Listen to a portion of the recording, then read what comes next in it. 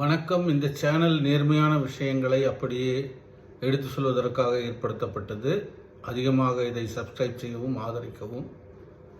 இன்று நம்முடைய மாணவர்களுக்கு போராடக்கூடிய ஒரு உரிமையை அரசாங்கம் தற்காலிகமாக ரத்து செய்தது.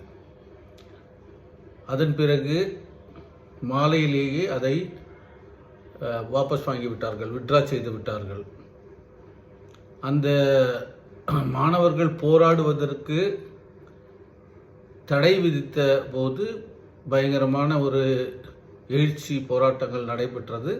நம்முடைய ஜனநாயக உரிமையை தமிழக அரசு பறிக்கிறது என்று மாணவர்கள் நாளையும் போராட்டத்தில் ஈடுபடுவதாக சொன்னார்கள்.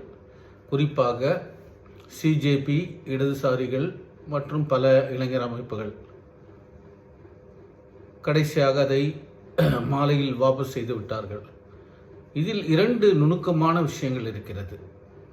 என்னவென்றால், ஒன்று, ஜந்தர் மந்தரில் சிஜேபி இளைஞர்களும் மாணவர்களும் போராடி அந்த கல்வி அமைச்சரை ராஜினாமா செய்வித்தனர். அதற்காக கூடிய அந்த கூட்டத்தை ஒன்றிய அரசால் எதிர்கொள்ள முடியவில்லை. தர்மேந்திர பிரதான் நீக்கப்பட்டார். அந்த ஒரு பயம் ஒன்றிய அரசுக்கு இருப்பதனால் அது மாநிலங்களுக்கும் சொல்லி இங்கேயும் சிஜேபி வளர்ந்து விடக்கூடாது என்ற ஒரு காரணத்தை அவர்கள் கூறி இதை தடுக்க முயற்சிக்கின்றனர். இன்னொரு நுணுக்கமான விஷயம் என்னவென்றால், இந்த சிஜேபி எனும் கட்சி ராகுல் காந்தியை சேர்ந்து ராகுல் காந்தியை ஒரு வழிநடத்துவதற்கு சொல்கிறார்கள்.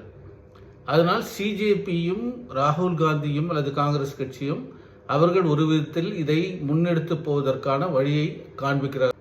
அதுபோலதான் இடதுசாரிகளும், அதில் உள்ள எஸ்எஃப்ஐ, இளைஞர் பெருமன்றம், மாணவர் பெருமன்றம் போன்ற அமைப்புகள் இந்த சிஜேபியுடன் இணைந்து, அதற்கு பிறகு காங்கிரஸ் மற்ற ஜனநாயக சக்திகளுடன் இணைந்து ஒரு போராட்டத்தை முன்னெடுக்கும் போது அது மிகவும் வலுப்பெறும் என்ற அடிப்படையில் தான் ஒன்றிய அரசு இந்த போராட்டங்களை இவர்கள் நடத்தக்கூடாது என்று சுற்றறிக்கை வெளியிட்டதன் அடிப்படையில் இவர்கள் அதை இன்று நிறுத்தினார்கள். ஆனால் அதை திரும்ப பெற்றுக்கொண்டார்கள்.